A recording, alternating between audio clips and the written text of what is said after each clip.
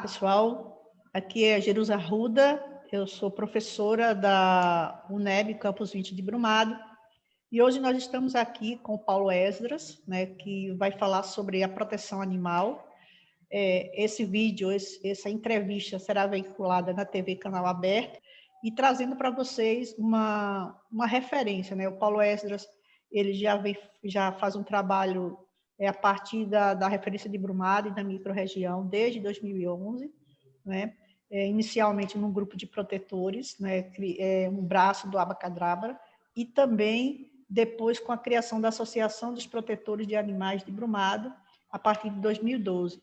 Em associação, uma parceria, né, com diversas pessoas da sociedade, profissionais da área de saúde veterinária, também uma parceria com a ONG AUAL, né, que é de Brumado, enfim, um trabalho muito bonito e que vale a pena levar essas informações para a população de modo geral. Paulo, fala um pouquinho dessa sua trajetória, esse seu trabalho.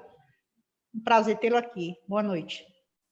Boa noite, Jerusa. Prazer meu participar desse projeto tão importante na universidade, falar com a comunidade e, na verdade, trazer esse assunto, né, que a gente fala que é uma missão de vida, né? Quando a gente tem essa questão da proteção animal, a gente sempre está lidando com essa questão diariamente.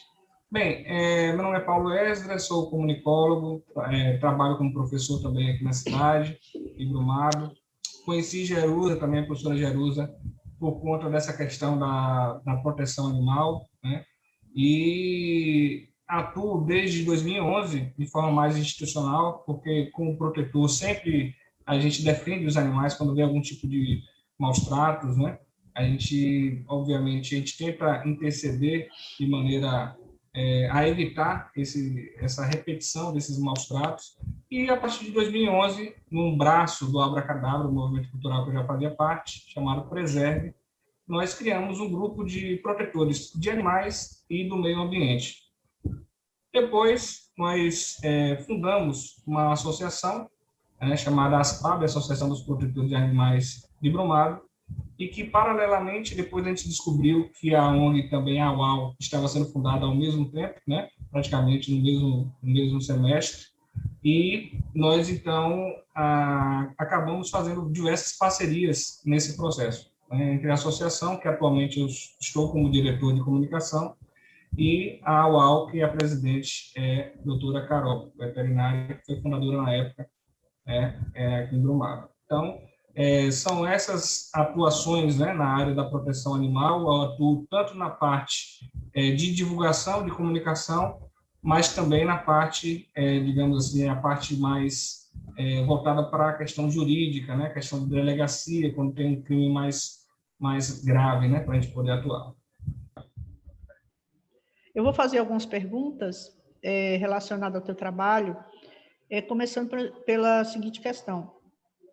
Quais são as principais ações que vocês têm aí em Brumado e na microrregião, e quais são os animais, né, que no cotidiano são atendidos, né, em razão dessa proteção?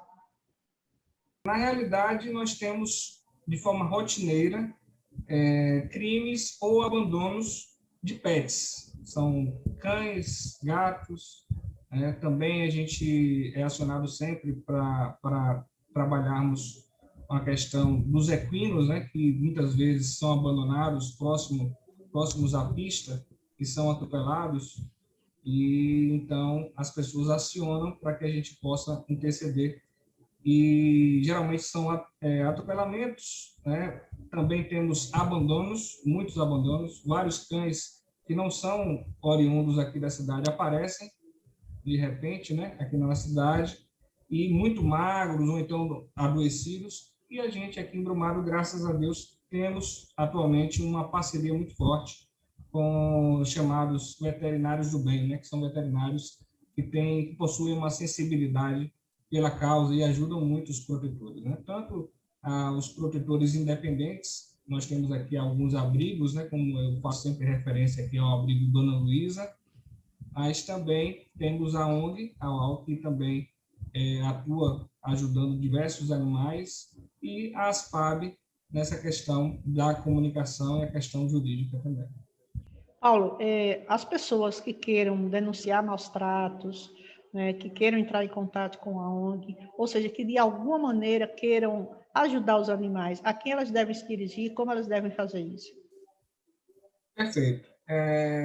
Nós temos na ASPAB o presidente Anderson Manzano e na UAU, doutora Carol.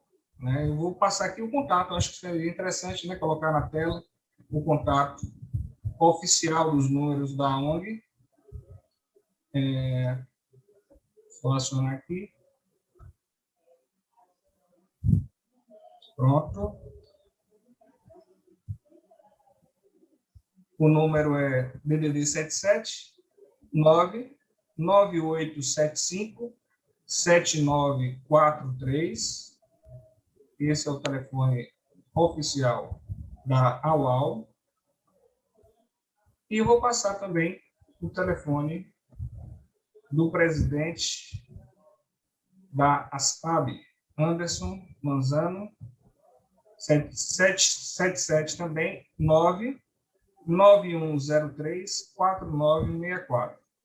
Também, atualmente, nós temos a facilidade com as redes sociais, né? Então, é só vocês procurarem no Instagram, no Facebook, né? Protetores de Animais de Brumado ou ONG AUAU. Vocês vão encontrar também meios de comunicação através das redes sociais.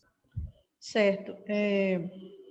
Durante esse período de sua atuação, né, o que é que você destacaria mais? Quais são as principais problemas, né, enfrentados pelos animais, né, seja por maus tratos, seja por abandono? Como é hoje a situação que você vive, né, a partir dessa sua ação social? A parte mais comum é o abandono, infelizmente, que é um crime também, né? Um crime federal previsto em lei, né? E a parte mais triste, não é tão rotineira, mas a gente enfrenta algumas vezes aqui em Brumado, é a parte da violência contra os animais, envenenamentos, né? Em alguns bairros a gente vê de formas repetidas essas ações covardes, né? Porque o animal está com fome e você oferece o alimento para aquele animal com veneno, né? Para poder matar um ser, né, que a gente sabe, hoje a ciência já comprova isso, nós protetores já sabíamos disso há muito tempo, que os animais são sencientes, né? Eles têm sentimentos, eles sentem saudade, sentem fome, frio, mas também sentem afeto. E você, infelizmente, observa, como protetores, né, infelizmente, a gente testemunha diversos casos de envenenamento. A gente vê o animal morrer sem, muitas vezes, poder fazer muita coisa, né? Então, a gente teve até um caso aqui, Jesus, só para poder exemplificar aqui em Brumado, uma coisa terrível, que os animais estavam sendo envenenados num bairro chamado Santa Teresa, aqui em Brumado, e os urubus comeram esses animais e morreram mais de 30 urubus. Ou seja, já foi o grau de letalidade muito grande. Exatamente, o veneno que colocaram, né? Ou seja, os animais, já era um crime matar os cães. E um crime ambiental gravíssimo também, matar esses animais, os urubus, que são tão importantes para a natureza, né? Para a limpeza do meio ambiente. Não existe no município um centro de controle de natalidade, por exemplo? Não tem política pública de forma direta, infelizmente, para evitar, né, essa questão. Mas a gente aqui em Brumado, a gente tem, graças a Deus, essa sensibilidade das pessoas. Muitas pessoas que não participam de maneira ativa apoiam de outras maneiras, né? Então, a gente vai diminuindo, pelo menos, o sofrimento desses animais. Mas seria preciso realmente mudar, termos aí uma gestão mais sensível pela causa e também preocupada com a saúde pública, como você bem colocou, Diego. Uma outra questão, Paulo, que eu observo em Brumado, tem a ver com a população de rua de cachorros. Né? Existe um número muito grande, eu acho que eu nunca fui em nenhuma cidade, principalmente no interior da Bahia, com uma população tão grande. Né? E como é que está hoje a situação, né, desses cães, né, de rua, que são maltratados, muitas vezes são negligenciados, são vítimas dessas ações, como você falou aí. Mudou alguma coisa? Essa população diminuiu? Existe alguma ação para tentar diminuir isso aí? A ação que existe é justamente por parte das associações, da ONG, né, dos protetores, porque, infelizmente, não temos nenhuma ação oficial, né, para poder diminuir esse sofrimento, né? Realmente nós temos, eu gosto de falar que é uma população em situação de rua. Ela não são cães de rua, né? Não são cães de rua. São cães que foram abandonados ou nasceram na rua também por virtude do abandono anterior. E as campanhas de adoção, né, Jerusa, que são importantes também. Muitas pessoas ainda têm preconceito, né? Procuram a raça do animal ou querem comprar um animal, que também é uma coisa que é terrível, porque as pessoas, muitas vezes, que trabalham com essa parte das matrizes, né? A gente vê muito sofrimento, né? São animais que vivem para a reprodução e as pessoas, muitas vezes, vivem disso, somente do útero dessas cadelas, né? E infelizmente, as pessoas ainda financiam isso. Então, a gente tem realmente assim, essa preocupação, né, que é mudar um pouco a mentalidade das pessoas e não procurar ver essa questão da raça e ver a questão do afeto do animal. Né? Muitas pessoas chamam de vira-lata, eu chamo de raça brasileira, porque é tão miscigenada, né? Eu chamo de raça brasileira. Né? E a raça brasileira, a gente vê que esses animais são tão fiéis, né? São tão dóceis, por que não adotar e, ao mesmo tempo, estar ajudando na causa, né? Então, as pessoas que pretendam adotar, elas se dirigem à ONG, ela vai na UAU, ela procura vocês. Como é que isso funciona? Podem entrar em contato diretamente pelos telefones que eu informei aqui ou pelas redes sociais. É uma alegria quando as pessoas procuram para adotar animais. A maioria das vezes é o oposto, as pessoas querem dar os animais. E nesse caso, quando elas se buscam a adoção, esses animais são entregues em que situação? Eles são castrados, vernifugados? Como é que funciona isso? Exatamente. Como a gente tem aqui diversos protetores que trabalham com abrigos, né? Cada pessoa trabalha de uma maneira, mas a ONG ela geralmente tem esse cuidado, né? Do animal já estar vernifugado, já vacinado, né? E a pessoa ela vai ter esse animal, e é muito importante a gente pontuar isso, porque a pessoa, quando adota, ela tem que ter ciência de que aquele animal não é um objeto, né? É um animal que vai crescer, certo? É um animal que você vai ter que cuidar para a vida toda, tá? É uma criança eterna, né? Vai cuidar da vida toda, até a velhice dela, desse animal, até a morte, né? Então, é muito importante ter essa consciência, porque o que a gente vê muitas vezes são pessoas que adotam os animais e quando eles ficam adultos, não estão mais filhotes, eles são abandonados. Ou então abrem a porta de casa, deixam o animal na rua o dia todo, só volta para casa de noite, e é nesse momento aí que ele pode morder alguém ou ocorrer um acidente ou até levar uma doença para casa devido a ele estar na rua, né? Pela tua experiência, de que maneira uma pessoa, né, um cidadão, ela poderia ajudar um animal em situação de rua? Ela não pode adotar, ela já denunciou, mas um animal passa fome, um animal precisa comer, ele precisa beber água, né? Ele precisa de algum medicamento, ele precisa ir para um lar temporário porque ele fez uma castração, ele está fazendo algum tratamento de uma doença. Como é que a pessoa, individualmente, né, porque existem as ações coletivas, né, como através da ONG, mas individualmente, o que cada cidadão que queira contribuir de alguma forma pode fazer, Paulo? Qual seria a tua sugestão? É isso. Todo cidadão ele pode ajudar um pouco, né? Não precisa só esperar de uma ONG ou de um grupo de protetores, né? Você pode, por exemplo, em Brumado você sabe que é muito quente, né? Então, muitas vezes o animal passa sede, né? Literalmente. Então, você pode colocar uma água em frente à sua casa, se você gosta de animais, e mesmo se você não gostar, mas tiver esse sentimento de compaixão com esses animais que estão passando fome e sede na rua, e eu diria até apadrinhar, né, um animal porque tem animais que estão, por exemplo, em canis ou até na própria ONG e que não podem ser adotados por algum motivo, ou então que são difíceis para serem adotados porque ou estão idosos, e as pessoas geralmente não adotam, né, animais idosos, ou estão com algum problema de saúde, né, ou então estão com algum problema nas patas que dificulta a mobilidade. Então, as pessoas geralmente não adotam esses animais. Esses animais ficam na ONG. Então, você pode também adotar, apadrinhar, melhor dizendo, um animal desse para ajudar a ONG. Todo mês você pode estar ali dando uma ração para aquele animal, né? Cuidando da medicação, pagando uma consulta. Virar mesmo um padrinho ou uma madrinha, né, desse animal. Isso já ajudaria bastante. Pronto. Uma outra coisa, como as crianças, né, a gente fala muito da sociedade, de que maneira a gente pode, nós enquanto pais, né, enquanto profissionais, de que maneira a gente pode incentivar nossas crianças, né, nossos adolescentes ao respeito ao animal? Perfeito. Eu costumo, né, agora na pandemia não, mas normalmente fazer palestras né, nas escolas. Isso é muito importante porque as crianças são muito curiosas, né?